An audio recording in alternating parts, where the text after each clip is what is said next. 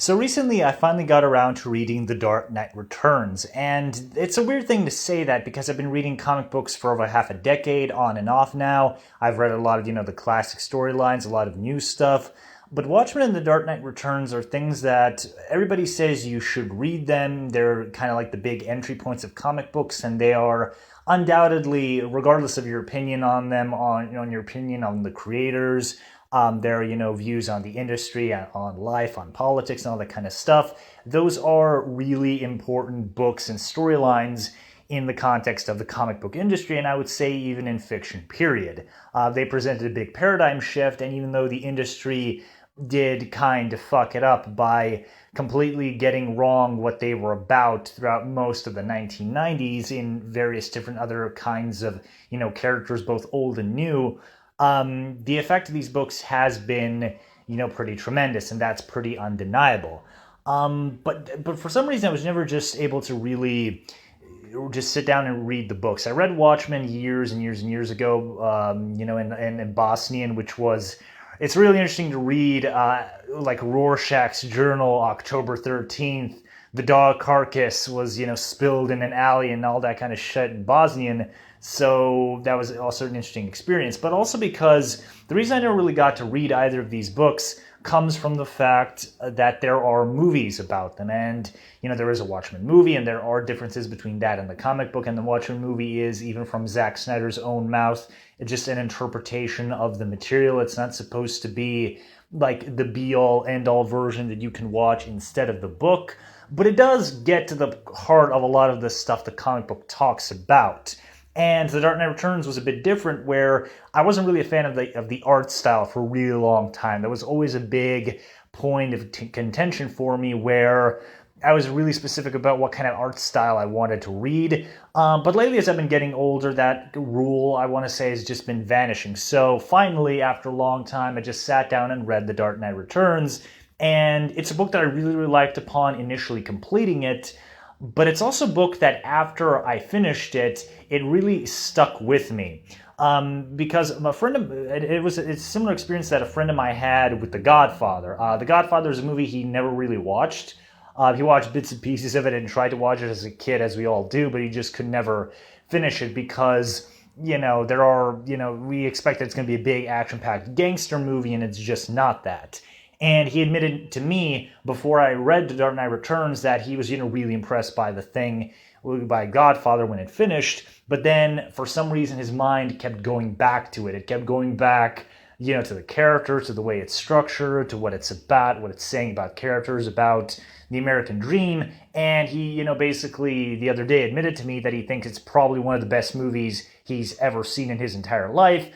And that's high praise because he doesn't like gangster movies. He's not a fan of like the 30s and 40s, like noir aesthetic. It just isn't for him. And I have a similar experience reading this book. But my biggest takeaway from the book is something that I feel like people misinterpret about it. And I feel like ever since Linkara did his videos on the Frank Miller stuff, I feel like a lot of people have just summed up Miller's entire worldview, his entire work output, as the ramblings of a psychotic murderer in waiting who just hates everything, who's ultra right-wing, and he's just a freaking lunatic. And because everything has just been summed up as Miller's a fucking crazy person, a lot of the nuances of his work are being unfairly lost. And one of the biggest ones that I feel has to be talked about is Superman's role in The Dark Knight Returns. Because a lot of people just summarize Superman in the book as a stooge for the government, and that's it. That's his entire character. He just blindly follows the government because he's the big blue Boy Scout. He's truth, justice, and the American way, so why wouldn't he side with the president on all matters? And why shouldn't he just blindly obey the government? And I really got to question, did these people read the book? Or did they read the same book I did? Because I know a lot of people who have read the comic book and they still say, oh, Superman's just a one-dimensional stooge of the government with no depth or nuance to him, and Batman beating the shit out of him is like the coolest thing ever, and Batman is right. But I feel like the book actually has a lot more nuances to it than that.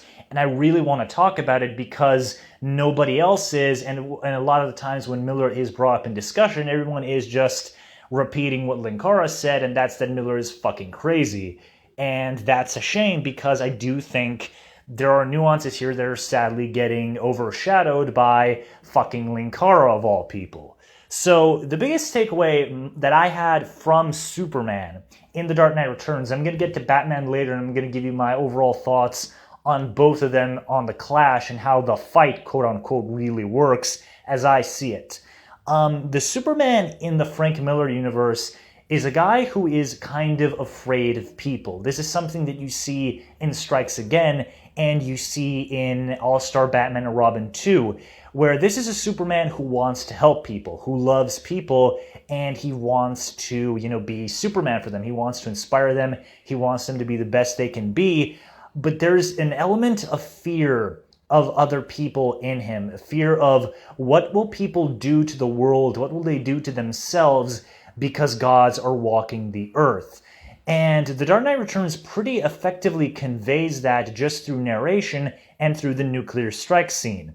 A lot of people just summarize Superman's, fighting the Soviets as just him being a mindless stooge for the government.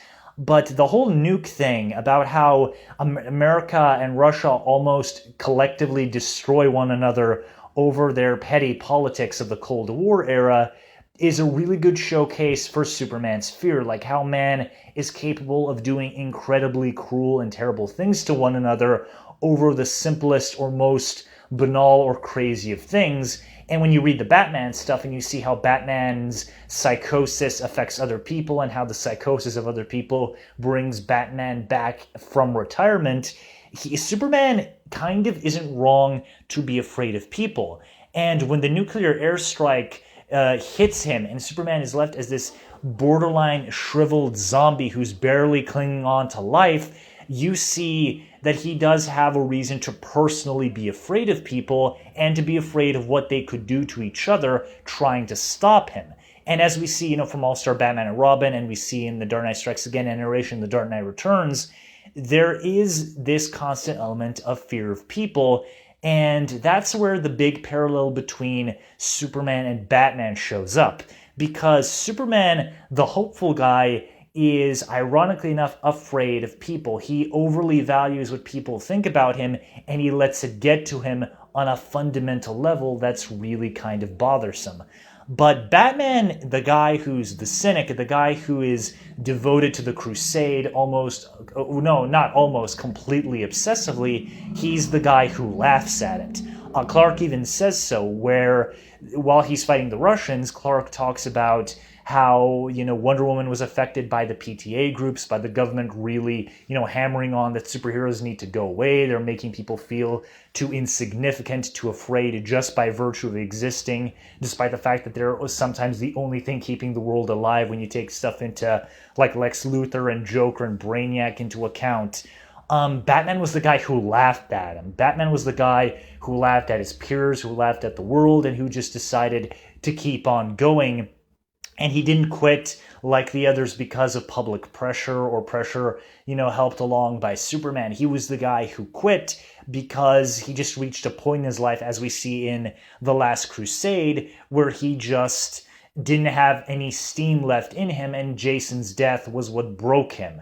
And that's kind of the big takeaway that I have from Superman, is that he's not a mindless stooge of the government. He is a guy who overly cares about the public opinion, who is so kind of empathetic with other people that he lets their fears and insecurities make him fearful and insecure by extension. And Superman's love of people is actually really well encapsulated by the aftermath of the nuclear attack scene, where Superman is just, this shriveled zombie just barely clinging to life. And in his internal monologue, Superman actually begs Mother Nature to forgive mankind. He tells her, "Mother, please forgive these people. They're afraid. They're insecure. They don't know that they're hurting you like this. Please forgive them. Just help me survive so I can show them a better way." And that's a really good encapsulation of Superman's character. And the biggest thing that shows us that Superman isn't just a mindless one-dimensional stooge of the government is the funeral scene where Superman is just left at Batman's grave with Carrie Kelly next to him, and he hears Bruce's heartbeat. And if Superman was really just a mindless stooge of the government, he would just get Bruce out of the grave. He'd bring him to Ronald Reagan and he'd say, here's Batman, I did my job, was I a good boy? But he doesn't do that. Instead, Clark compromises. He realizes what Bruce's point was. He realizes that Bruce is going to compromise too, so the two of them don't have to go to blows with one another, and he winks at Carrie, and he leaves, and he reaches an understanding with Batman. That's the point of the big final fight between them, that it's not Superman, the mindless stooge, is beaten by Batman, the badass rebel, because Batman is also an incredibly morally gray character in the book itself. His motivations for coming back are both noble and incredibly selfish, where being Batman is this obsessive compulsion of his, much like Joker being the Joker is an obsessive compulsion for the Joker, or Harvey Dent's, duality being an obsession for him as well. And Batman not caring about other people is also shown to be a really negative thing, because Batman coming back brings back a lot of his antagonists. Like, of course, Two-Face was going to come back regardless of if Batman was around, but this is the kind of like the web of psychosis that Walper talks about in the book itself, where Batman shows up, and then you have Catwoman show up, and then you have a bunch of other superheroes show up in other places, supervillains showing up, and because he's created this culture of psychotic people dressing up in these colorful costumes, creating these identities for themselves, you have this situation where Batman creates some of his allies and his enemies, and then when he's in retirement, the after effects of that creation come back to him through the mutants and Two-Face, and then these things that are a result of Batman result in Batman himself coming back out of retirement. And throughout the entire book, there are lots of moments where Batman coming back is treated as a good thing, but then it does cause that cycle of insanity in Gotham to keep perpetuating. There are 3 storylines in the middle of the book that talk about 3 people affected by Batman, and 2 of them are about crazy people affected by Batman dressing up as Batman and killing other people because Batman's presence just psychotically broke something in them, and then they go on and do horrible things, and the news reports about it. And the one guy who's like optimistic and noble about Batman's, influence, the guy who just wants to protect his neighborhood, he's not big enough to end up on the news. And Batman doesn't give a shit. Batman doesn't, watch this news and say to himself, maybe I should stop being Batman, or maybe I should chill out. And that's kind of Clark's point about Batman laughing off at other people. He is too obsessed with his own, worldview. He's too obsessed about making everything conform to his own worldview that he makes himself just as many enemies as he does allies, if not even more so. And in fact, Officer Yindel is also a person who has a lot of problems with Batman because the way he acts, the way he operates, and the way he just kind of perpetuates this cycle of insanity in Gotham City. And as Oliver Queen also puts it in the book, Bruce was always too loud of a mysterious, that he was kind of like mysterious, but he was really loud about it. He was never really focused on being subtle past like the initial Year One era, and he was always too big and bombastic for his own good, and that eventually does come back to bite him in the ass in his battle against Superman.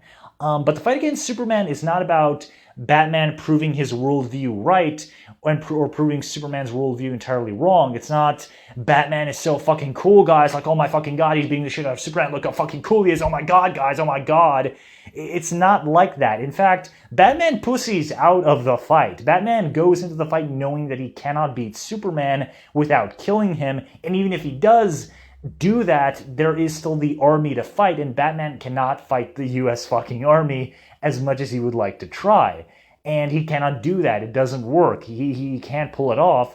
And so Batman, much like Superman did when he winks at Carrie and leaves, to just keep, working for the government, but knowing that he compromised for Batman's sake, Batman compromises for Superman's sake. He lets Batman and Bruce Wayne die, quote unquote, and he adopts a more quieter, mysterious. So both Clark and Batman reach kind of a mutual understanding between one another in the final fight, where they both compromise. You know, Superman realizes what Batman did, and he winks at Carrie and he says, okay, I get it, Bruce. You're going to work, but you're going to work in a more mysterious way. That's not the way you like it. That's not the way you've operated so far, but I get it. And that's good enough for me. See you later, buddy, if I ever see you. And Bruce is very much the same way, where he realizes that he can't keep being, big, bombastic Batman. He can't keep being the dude in the suit anymore, both physically and, publicly, because he can't keep fighting Clark forever and whoever else the U.S. Army sends for him. So Batman also compromises, where he abandons the Bruce Wayne persona, he abandons his wealth, he abandons pretty much anything resembling an overall public image, and he just becomes the leader of this secret underground resistance movement.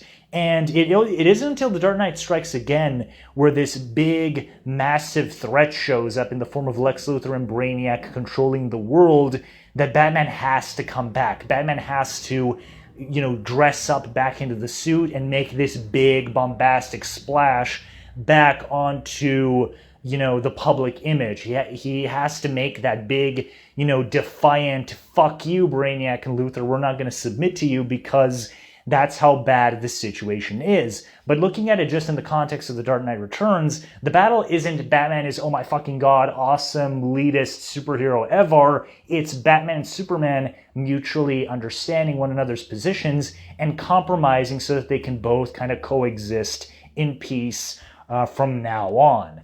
And that's a lot of nuances that I feel are really missed in The Dark Knight Returns. I feel like a lot of people just generalize Superman as the stupid fucking stooge of the government and Batman as the, oh my fucking god, leadest superhero ever, greatest hero of all time, when it's not that simple. The very point of the storyline is that this is not a simple issue, that things are not what they seem, and that there are actual nuances to superhero fiction. Funny thing that, and that Batman isn't exactly the best person for the way he operates, but that Superman also isn't the worst person for the way he operates, and there are mistakes made by both of them, and the final battle between them, it does end with Batman, beating Superman up, but that's not the point. The point is that Batman compromises so that he can show Clark that he's willing to compromise, that he isn't so far up his own ass that he's just going to keep making problems for Clark just because he's a stubborn old shithead. He's